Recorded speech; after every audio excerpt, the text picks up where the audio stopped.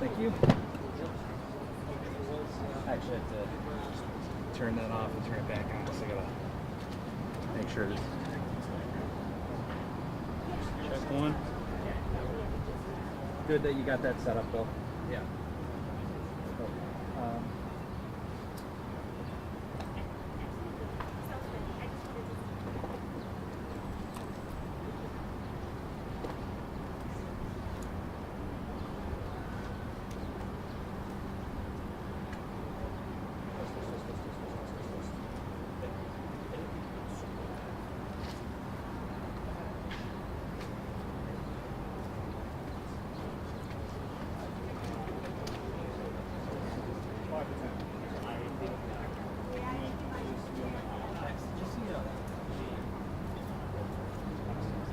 Is this court ours right here?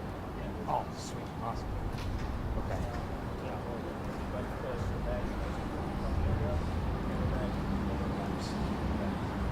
Thank you. Yeah.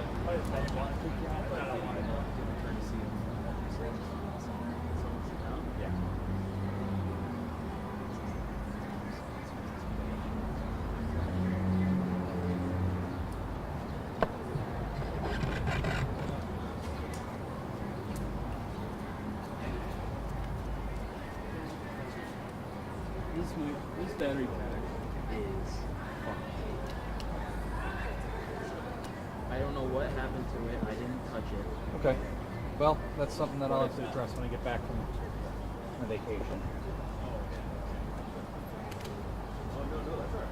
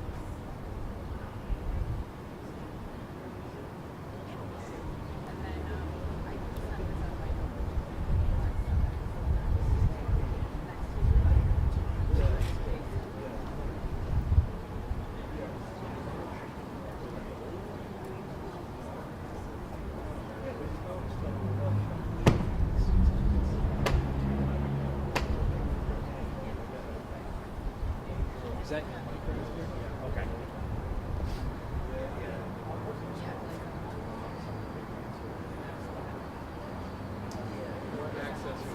Two.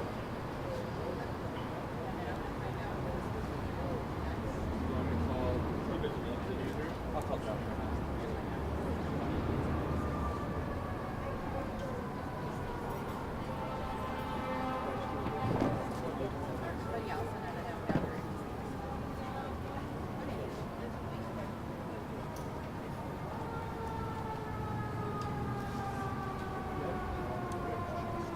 Hey, Josh.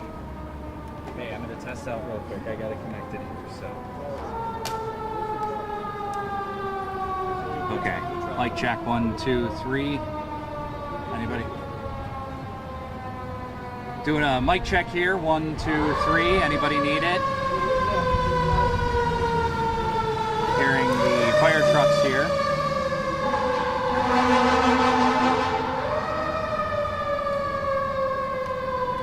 Yeah, I can hear you, but I can't. I can only hear you over the phone. I can't talk to you down here. Do no. Yes, that's how it's gonna be. Yep.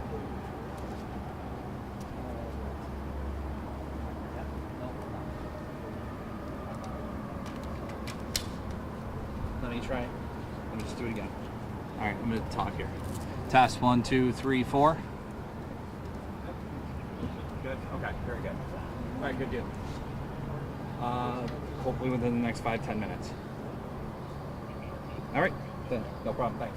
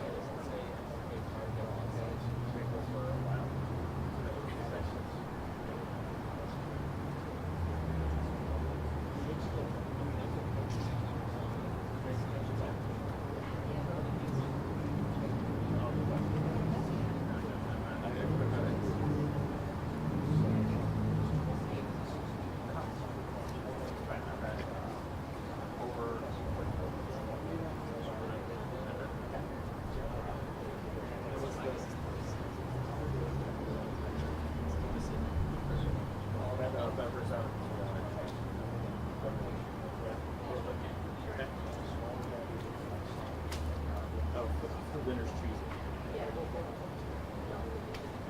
I know, right?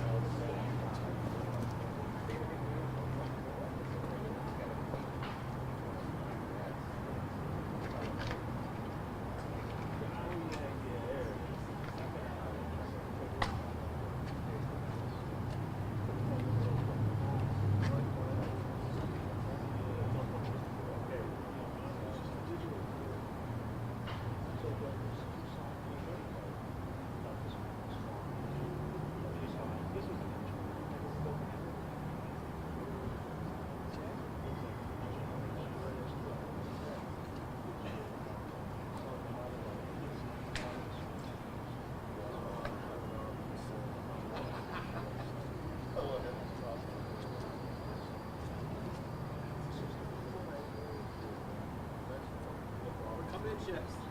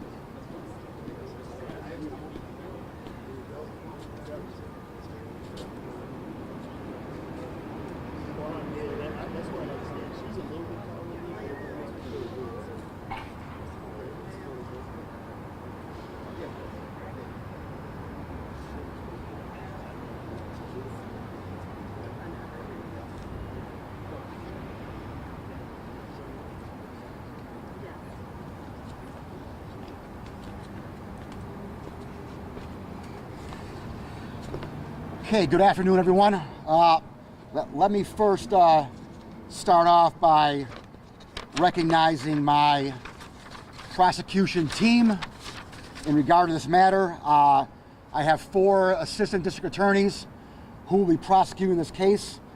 They are my chief of my homicide bureau, Gary Hackbush. They are the chief of my major crimes unit, John Ferraletto. They are Assistant District Attorney Ryan Haggerty, Assistant District Attorney Justin Caldwell, and I've got a 5th too, Assistant District Attorney Noha Elnikib. They will be my prosecution team, and they are standing behind me here right this afternoon. I want to thank them for all the work that they've done so far. I want to thank them for, and my entire office, for moving this case rather swiftly and getting everything done in a proper fashion so that we can be here right now to announce an indictment in this matter. Before I talk about the indictment, let me give you a brief procedural history of what has gone on so far and what has led us to where we're at today. As you know, the defendant was arrested within hours after the alleged incident back on May 14th. He was arrested on 1 count of murder in the first degree. The reason why murder in the first degree was chosen as the arresting charge was because the probable cause that we had at that time, right then and there, linked to the murder in the first degree right away. Obviously, there were other charges that potentially could have been charged and arrested at that time, but as I said before, all we needed was 1 charge to hold him and arrest him and to get him off the street and to get him in custody. And so we just happened to choose the charge that had the probable cause staring us right in the face. And that was a murder in the first degree charge. So that was the charge that was initially filed and arrested. As you know, there was a felony hearing date that was scheduled for the following Thursday. That felony hearing date did not go because we took action in the grand jury before that felony hearing date.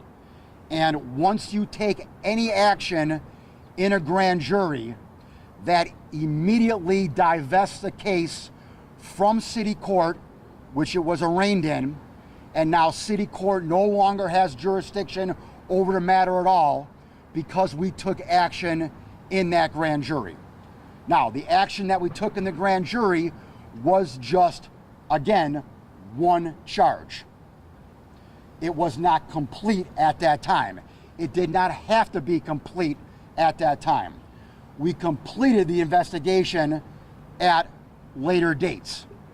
And once the grand jury came to conclusion and the investigation was done, the full indictment was reported out yesterday, and the defendant was arraigned this afternoon. He was arraigned on 25 counts of a violation of New York State penal law.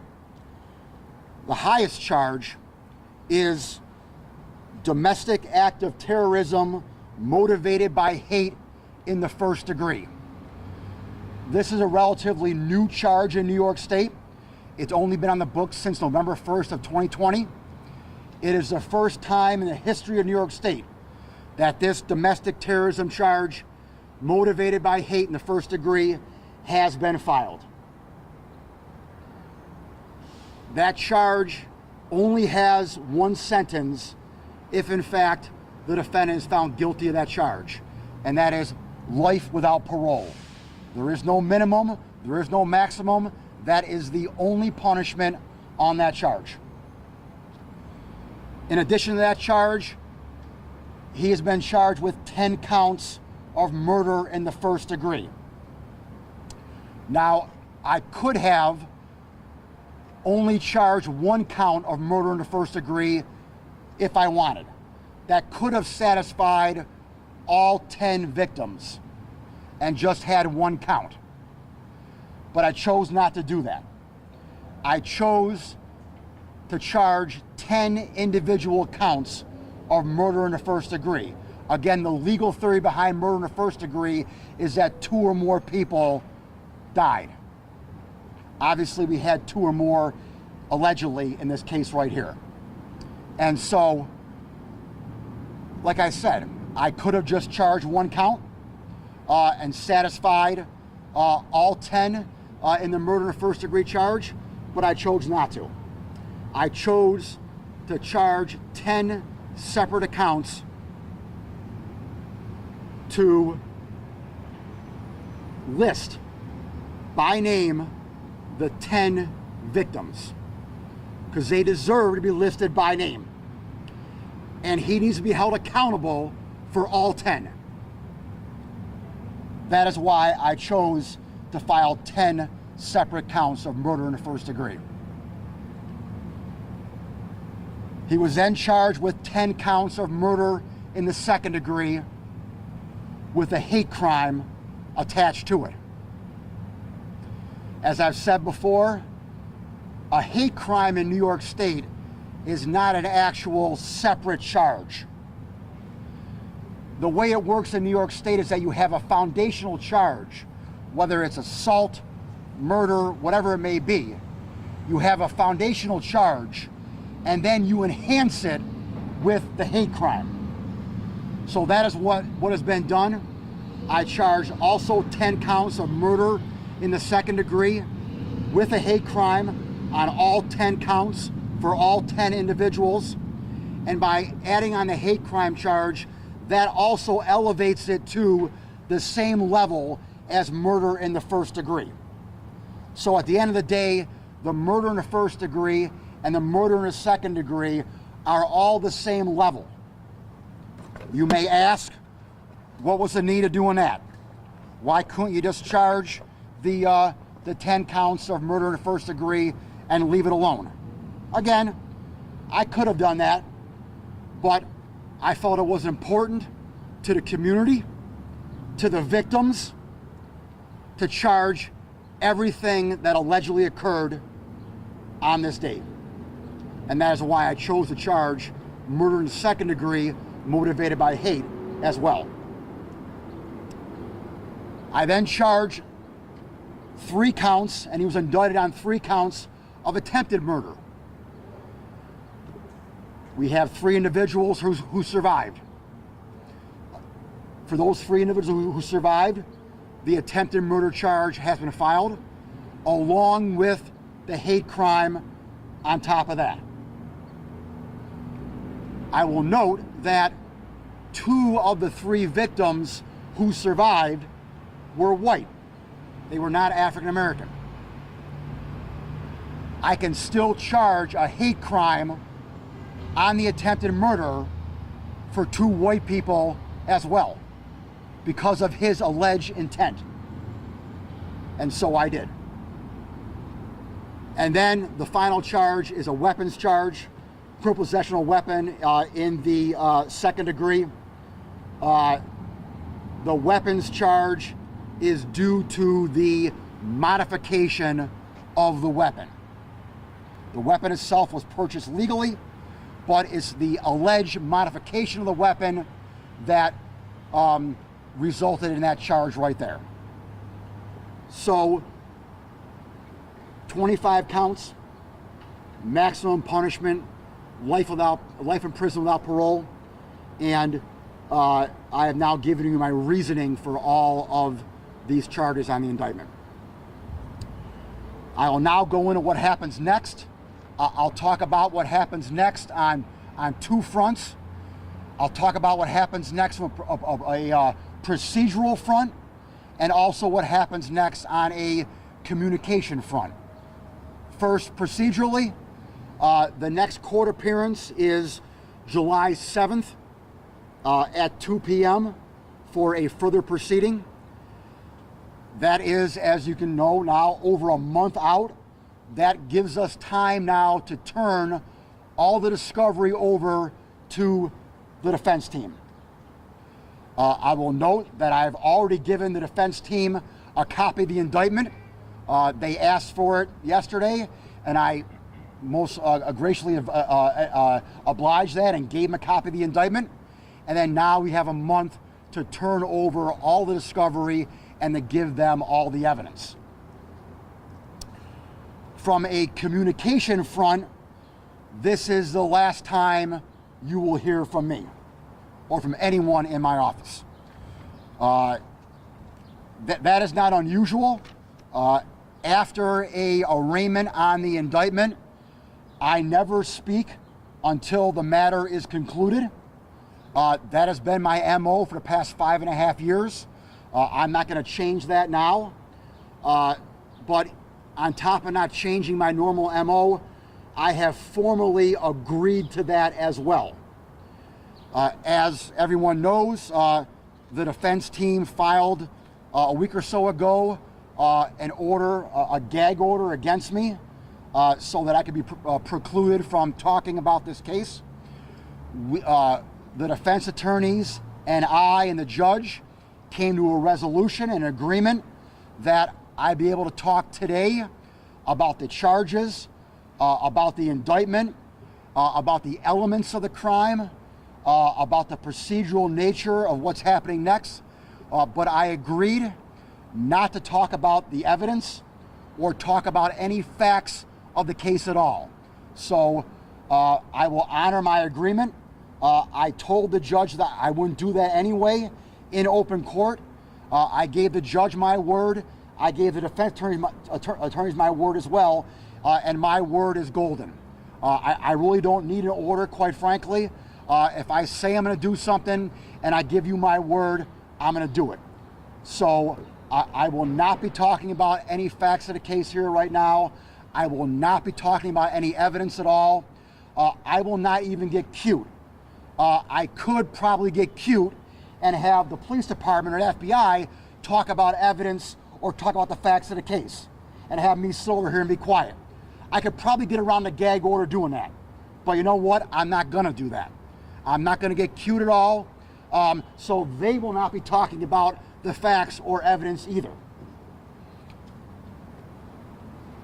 I will note that, and I said it in open court, I'm obviously a little miffed by the gag order, to tell you the truth.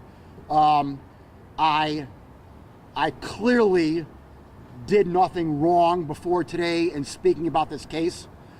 I was accused of making two statements.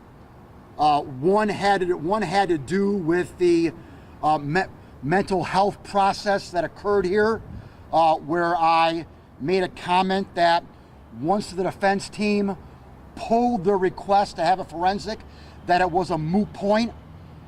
I clearly was talking about it being a moot point for the felony hearing, and only for the felony hearing. I clearly established that. I clearly said that. I was not in any manner saying it was a moot point going forward indefinitely. If I implied that, I am sorry. But I know I did not imply that. I know I did not say that. And on top of that, I explained it was only for the felony hearing. So I'm not sure how there was any confusion there, but I'm a big man. If there was, I apologize. The second argument that they made was that I talked about some potential misconduct that was uncharged. Again, I did not do that. I mentioned other potential charges that were in the penal law that we were looking at potentially. I use the word potentially like probably 1,000 times. The reason why I did that is because, as you know, I got some criticism for only charging the murder in the first degree. People were questioning me and criticizing me, well, why didn't you charge the hate crime right away? I was even called out by a reporter who's not here today, at the press conference we had on Saturday night there after the shooting, that why didn't you charge the hate crime right away? So I had to explain, obviously, that the reason why I didn't charge the hate crime right away is because we had to keep doing the investigation more. The murder in the first degree charge was staring me right in the face. Now, one could make the argument the hate crime was staring you in the face as well. I recognize that, but the hate crime is more nuanced. The hate crime is an enhancement to an underlying charge. And so there's more to that. And I want to make sure I have my I's dotted and T's crossed before I added on more charges. So I had to explain that, obviously, because I was getting criticized for not initially charging the hate crime. That was my only motivation in doing that. That was it. It wasn't to say that he did something wrong that he wasn't charged with. It wasn't to say anything improper at all. It was only to explain why I didn't charge the hate crime. Again, now, quite frankly, it's a moot point, because every charge that I talked about that we were looking at, I have now charged. And so, again, that argument is moot. I have clearly said from day one that this defendant is innocent until proven guilty. I repeat that right now. This indictment are just allegations. He has not been found guilty of anything. He is innocent until proven guilty. Everything right here in front of us right now are just accusations and allegations. And I will do my darndest to ensure he gets a fair trial. And anyone who implies that he's not going to get a fair trial, that I somehow have prejudiced him having a fair trial, is ridiculous. I've said it in front of the cameras before, and I've said it again today. How these are just accusations, and he is innocent right now. So I think that that's now been cleared up. Again, after today, I'm not going to talk anyway, so I've given my word, and we move forward. We move forward now with the prosecution. I kind of want to generally give some thank yous here, and then I want to give some specifics. Obviously, all of law enforcement, from the Sheriff's Department to the State Police to the ATF to the U.S. Attorney's Office, have been just extremely helpful in getting us to where we're at today. I can't thank the FBI enough. The special agent in charge, Steve Bologna here from the FBI, him and Director Ray in D.C. have done everything to assist us. We are total partners in this prosecution. The evidence that they've collected and the work that they've done to help me out. And it's that partnership with the FBI that I have going back years and years that has fostered that sense of relationship and partnership that we have got, here today. And this should be a model nationwide as to how local law enforcement and federal law enforcement can work together in a state prosecution. And that is what we've done, Steve, and I can't thank you enough, or Director Ray. Director Ray also sent down 16 victim advocates from DC to help the victims out in this case. Director Ray and the FBI have basically opened up their pocketbook to this community. To whatever we need, they are there to help us. I was in DC last week. I met with the Attorney General, the Deputy Attorney General, the Assistant Attorney General in charge of the Criminal Division, and all three of them basically said to me, whatever you need, you got. And it's that partnership that I really can't thank enough. Where do I start with the Buffalo Police Department? Listen here, I don't know what happened in Texas. I don't know what kind of delay that there was before they went in that school.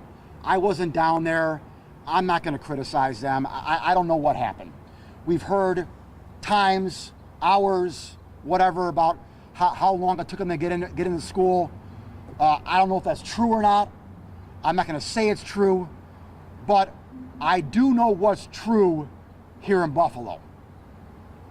And I do know that from the 911 call that went out to when BPD arrived, 1 minute. I do know once BPD arrived, it took them 61 seconds to apprehend the defendant. And then I do know that after the apprehension of the defendant, it took less than 10 seconds to run into Tops. For a total of probably 2 minutes and 20 seconds. So in 2 minutes and 20 seconds, from the time of the 911 call, BPD ran into Tops without knowing what was in there, without knowing if there was more shooters in there. That's the heroic nature of BPD, the Buffalo Police Department. And I can't thank them enough for all that they did, all that they've done. They have, along with the FBI, have gotten us to where we're at today. And when you hear the phrase, throw the book at someone, well, in this case right here, the defendant just got War and Peace. Thank you, Mayor. Thank you very much, District Attorney John Flynn. It is a new month in the city of Buffalo, but we will never forget what happened last month on May 14th, when 10 precious members of our community were murdered, 3 others wounded, and our entire community traumatized by a racist, hate-filled outsider who came to our community with the stated intent to kill as many black people as possible. And that outsider filmed his actions on social media and put it out for the world to see. The wheels of justice are turning very swiftly. I want to thank District Attorney John Flynn and the staff in the District Attorney's office for their great work in moving this forward. The families of the victims have demanded and are demanding justice. The members of this community are demanding justice. And this is moving very, very quickly, as it should. Like District Attorney Flynn said, I want to recognize again the tremendous law enforcement partnership in Buffalo, Erie County, and Western New York. I want to thank the FBI, Steve Belongia, and all of the federal law enforcement agencies that work together with state law enforcement. I want to thank Governor Kathy Hochul and Superintendent Bruin for their assistance. I want to thank the Erie County Sheriff for his work and the work of his personnel. And in particular, I want to thank the members of the Buffalo Police Department, Commissioner Gramalia, Deputy Commissioner Lark, Deputy Commissioner Wright, who is with us today and the members of the department that responded. If not for the swift response of the Buffalo Police Department, more members of our community would have been killed on May 14th, 19 days ago. So on behalf of this community, I want to say a special word of thank you to District Attorney John Flynn and his staff for their tremendous focus, for their hard work, and their unrelenting pursuit of justice in this heinous crime. Thank you. I can't answer much, but go ahead. Go ahead. The attorney had brought up the fact, the suspect's attorney brought up the fact that he had to plead not guilty today. Can you go into details of why exactly he had to plead not guilty? Well, because, I mean, theoretically, the judge isn't going to allow him to say anything else, all right? I mean, when I was a judge, I had people come before me, you know, who didn't want to plead not guilty, and I offered a not guilty plea on their behalf no matter what. It's just kind of an unwritten rule. I mean, that you just it's not good form to let anyone plead not guilty. It's just, you know, I as a prosecutor, if the defendant didn't want to plead not guilty, as a prosecutor, I would have demanded him to plead not guilty, just for fairness and for the process to go forward. What do you need to prove, Mr. Flynn? What do you need?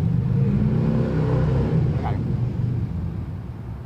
What do you need to prove to get a conviction on the domestic terrorism charge? I need to prove that 5 or more individuals were murdered with the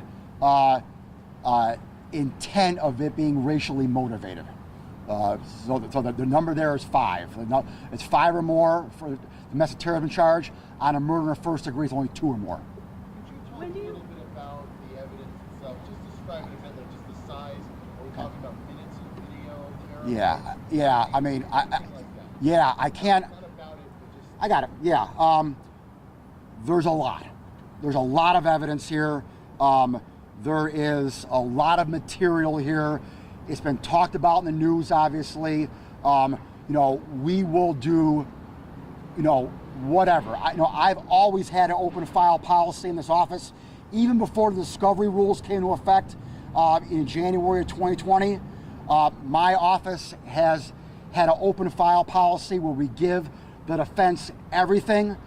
We have a month now to gather it all up and to give them everything we have. So again, I really can't talk about, you know, this video or that. I can't confirm it. I'm not even going to confirm or deny there's video. I mean, we all, we know what we know, okay, but I'm not going to even confirm or deny that, okay? I can just tell you that there is a lot of evidence, and we will work very closely with the defense attorneys to give them everything they need, because again, it is, I mean, I can read you the language of the gag order, okay? The first paragraph of the gag order says that upon agreement between the defense attorneys and me, in an effort not to impact the integrity and fairness of these proceedings. So that is my goal. My goal is to make sure that this process has integrity and is fair. And whatever we can do to establish that, I assure you, I'm going to do that. could anyone else be charged in connection with this case? At this time, there does not appear to be anyone else who is criminally liable. Now, again, could that change? Absolutely. But as of right now, there is no one else is on my radar to charge. When do you expect Go ahead. What can you tell us about the reports of a former federal law enforcement official knowing about this attack? Yeah, I can't comment on that at all. Because if I do, that would kind of go toward, the evidence per se and what people knew and did not know leading up to the crime. So I don't want to go there. When do you expect federal charges to coincide with what's happening? No, it'd be totally separate. I have no idea, even if federal charge will be filed. I'm not in that loop at all. Steve and I work as far as evidence and as far as gathering the evidence for the case. Steve and I don't talk at all about any federal charges. That's in their lane. I'll stay in my lane, but they can run parallel. There can be a state trial track and a federal trial track that goes at the same time, and neither one will impact the other. I mean, the only way it impacts is basically, if I need Steve to testify for me, then I got to have him on one day and then they have him the next day. So it's just like logistics, that kind of stuff. But besides logistics, they can both go at the same time. Are there any charges you wanted the grand jury to indict on that they just said no? I can't comment on that. Yeah. Is the suspect's family cooperating with law enforcement? Yeah, sorry, I can't comment on that here. Yeah. Is he being held under any special conditions? He was held under suicide watch. I'm not sure if that's been lifted or not, though. It may have been, but I don't know. Yes, sir. This trial gets moved out of the county. Well, I'll fight that tooth or nail. I would. This trial needs to be tried here in Erie County. This happened in our community, and any attempt to move it out of here, I would view very unfavorably for a number of reasons. A number of reasons. How likely do you think this will actually even go to trial? Or I can't comment on that. I mean, listen here. He is innocent until proven guilty. He has the constitutional right to a trial and to a fair trial. And that, under my watch, that's what's going to happen. What sort of input did you share with family members, at least from one of them, that said they were concerned that they were being involved or hearing the prosecution about how things were proceeding? Well, I'm not sure who you talked to, but every family member was notified yesterday.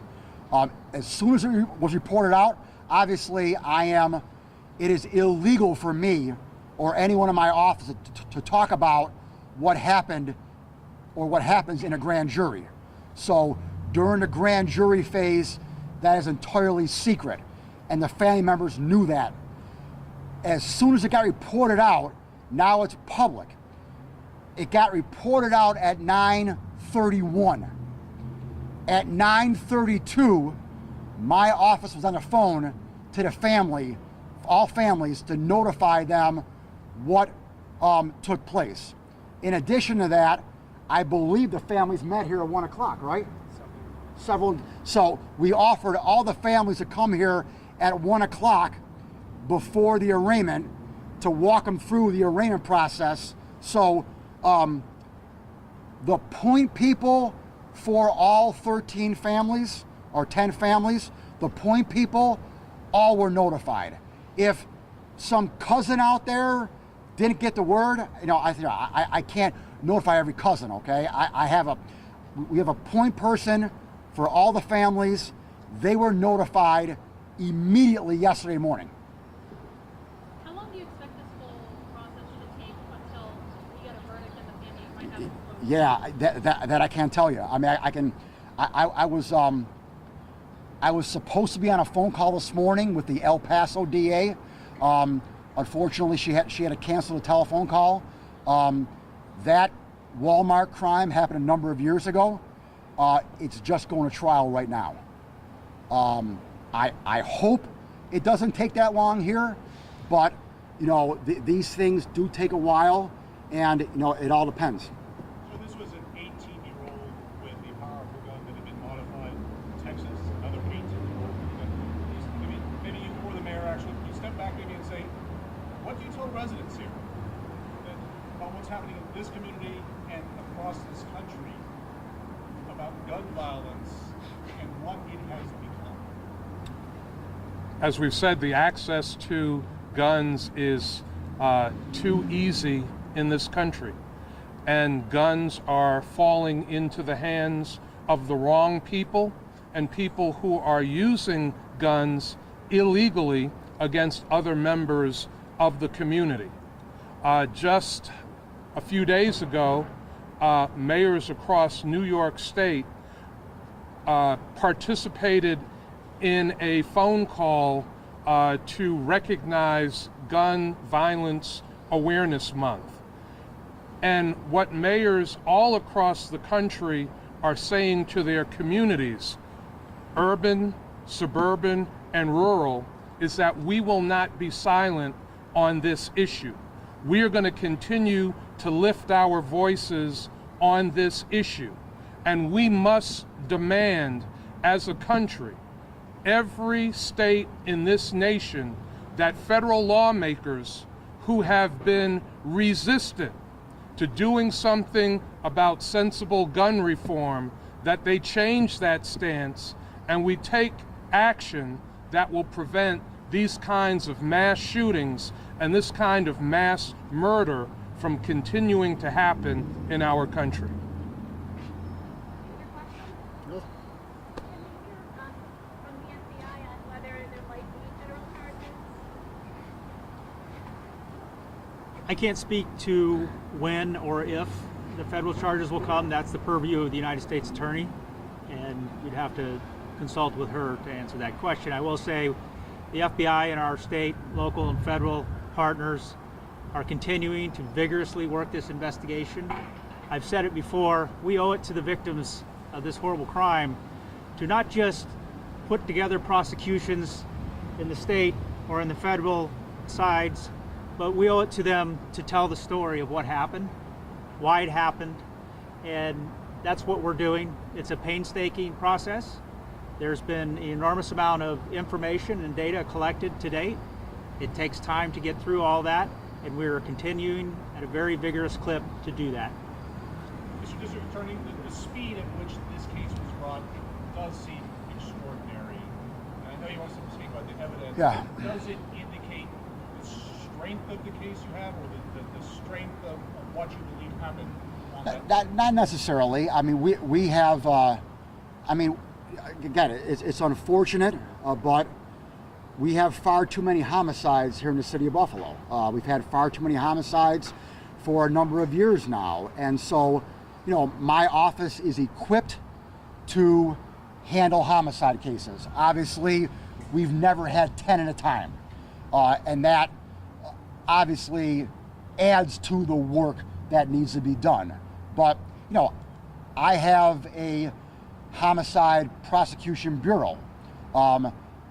I have my deputy district attorney, Mike Kane, who's here today, who oversees my homicide bureau. And, we have a lot of experience in prosecuting homicides. And so, our team was ready to go on day one. I mean, I was at the scene. John Ferroletto and Gary Hackbush came down to Tops on that Saturday afternoon. Steve was down there, the FBI was down there, obviously BPD, and the fact that we all knew one another, with the FBI and us, and worked together in the past, it was mainly as simple as, at around 4 o'clock or so, a couple hours later, Steve and I were talking along with Commissioner Gamalia, and the three of us said, all right, we'll do this, you do that. I mean, it was like that simple. We didn't have to call headquarters or let's have a meeting about it and think about it.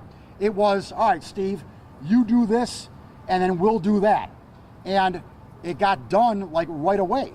And so just the amount of effort and work that went into this case up front, along with, our expertise, quite frankly, we were able to get this matter up and running off the ground. You alluded to the response a little earlier in your statement. Yeah. And in light of everything that happened in Texas and what's coming out, can you talk about the training? Can you talk about the speed and how important that is to respond in a time of that? Deputy Commissioner Blake can do that. Again, as the district attorney and the mayor said, I'm proud of the brave and quick response of our officers. We do train for this often, and the officers put their training to use. And the security in the courtroom seemed particularly high with a lot of security officers. Was that for any specific threat or response? No, just, making sure, prevent that nothing happens. Obviously, it's a very high-profile case, a lot of attention in this case, and God forbid anything awful would happen. That would not look good on my watch. Did the alleged shooter have anybody there, any family members? I don't know. I don't know. Yes, sir. Family members are really upset. They're saying they want justice now, not tomorrow. What is your message to those people? Their justice is now, right here. I mean, he has been indicted on 25 counts. As the mayor said, justice is moving quickly, and I can assure the families and the community that justice is being done. How are the law enforcement officers that responded to the scene doing? I mean, this was a horrific thing that they had to respond to. How the law enforcement officers that responded, how are they doing? Officers are strong. They're beat, of course. They're taken aback of what happened. Officers care about this community. We participate in a lot of events in this community, and to our officers, this community is a family. So, of course, they're taken aback, but they're strong and resilient. And I'll speak for the FBI on that. We obviously are very concerned about the well-being of the agents and analysts and professional staff who've been involved in the investigation, as well as task force officers and others. We are engaging vigorously to make sure that all of the individuals that responded to this event are getting the proper support that they need, and that will be an ongoing effort at the FBI.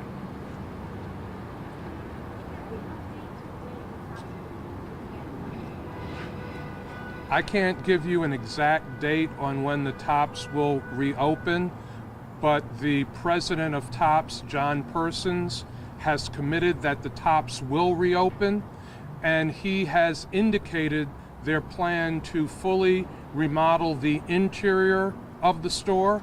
They will do a remodel on the exterior of the store.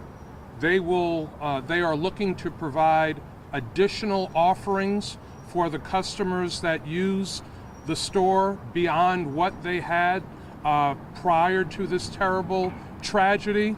TOPS has been excellent in their response, providing for the food security of the surrounding community, making sure that members of the community that use the pharmacy to fill their prescriptions still have those services, providing counseling for employees of the store. So the commitment is that the store will open as quickly as they can do the remodeling on the interior and the exterior. So I'm very pleased with that commitment and pleased with what TOPS has done in the aftermath of this terrible tragedy. Is there a plan for any sort of memorial at the site? A number of people have expressed interest in a memorial.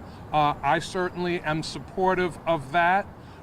We will be pulling together an effort to look at how to do that properly, sensitively, respectfully, but many members of the community have expressed a desire to see some type of memorial to the Buffalo 10.